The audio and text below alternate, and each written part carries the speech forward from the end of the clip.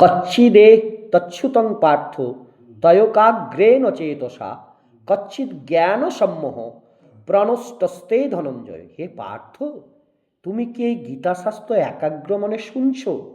হে ধনঞ্জয়, তোমার অজ্ঞানজনিত মোহ কি নষ্ট হয়েছে? এতক্ষণে তিনি একবার বললেন না যে অর্জুন তুমি কি এবার যুদ্ধ করবে, একথা তিনি বললেন না। তিনি বললেন আমি যা বলছি তুমি কি তা একাগ্র চিত্ত হয়ে শুনেছ? তারপরে বললেন মোহ কি তোমার নষ্ট হয়েছে? তাহলে এতক্ষণ ভগবান কথা বলছিলেন, এবার কি কথা বলবেন আমরা বুঝতেই পাচ্ছি।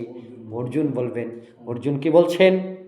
নষ্ট মোহ স্মৃতির লব্ধা তৎপ্রসাদন্ময়চ্যুত স্থিতস্মি গত সন্দেহ করিষ্যে বচনং তব।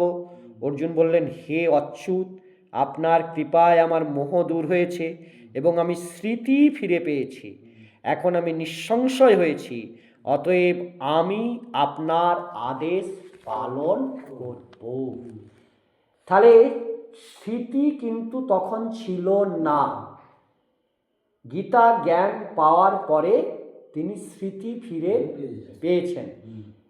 বিষাদ যোগ থেকে কি করছিলেন? গণ্ডগোল করছিলেন, ধর্ম শেখাচ্ছিলেন ভগবানকে। এখন তিনি বললেন নষ্ট মোহ।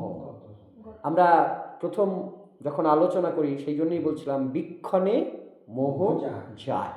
তাহলে শুধু অর্জুনের নষ্ট মোহ হলো না, যারা শুনবেন যারা পাঠ করবেন আস্তে আস্তে আস্তে আস্তে অর্জুনের মতন একবারে না হলেও মোহ কিন্তু নষ্ট হবে। আর যখন মোহ নষ্ট হবে তখনই আমরা শিখে যাব আর্ট অফ লিভিং। আমাদের জীবনের যে চলার কৌশল সেটা কিন্তু আমরা শিখে যাব। তারপরে এবারে অসাধারণ